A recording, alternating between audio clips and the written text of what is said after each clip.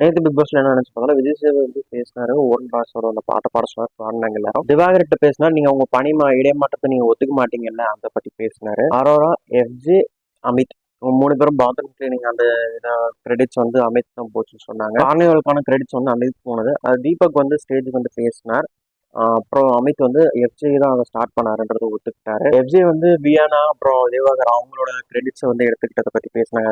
சமையல் பண்ணிட்டு அவங்க சாப்பாடு பரிமாற போகுது மற்றவங்களோட கிரெடிட்ஸ் எடுத்துக்கிறத பத்தி பேசினாங்க. அப்புறம் விஜய் சேதுபதி குறுபடம் போட்டு காமிச்சாரு. நம்ம சாண்ட்ரா அவங்க பண்ண அந்த சீக்ரெட் டாஸ்க்கை பத்தி சாண்ட்ரா விஜய் சேதுபதி பேசினாங்க. விஜய் சேதுபதி வந்து நாமினேஷன் ஃப்ரீ பாஸ் அப்புறம் டைரக்ட் நாமினேஷன் பத்தி பேசினாரு. சாண்ட்ரா 3 பேர்ட்ட மன்னிப்பு கேட்டாங்க. விக்ரம் வந்து ஒத்துக்கலாம். விஜய் சேதுபதி வந்து கேட்டார், இந்த நாள் மட்டும் போனா போதும் எனக்கு சம்பளம் வந்துடும் அப்படின்னு நினைக்கிறவங்க யாருன்னு கேட்டது. அரோரா கம்ருதீன் வந்து சொல்லியிருந்தாங்க. அரோரா கிட்ட வந்து சொன்னார் சேதுபதி, இது இப்படியே இருக்காதீங்க, எதுக்கு நீங்க வெளியே வந்துடலாம், இது உங்களுக்கு மட்டும் இல்ல எல்லாருக்கும் தான். நேற்று பிரவீன் வந்து ஹெல்மெட் பண்ணாங்க. வீட்டுக்குள்ள போயிட்டு எல்லாத்தையும் பேசினார். அப்புறம் வெளியில வந்து பேசினா. நேற்று இதோட பிக் பாஸ் முடிஞ்சிச்சு.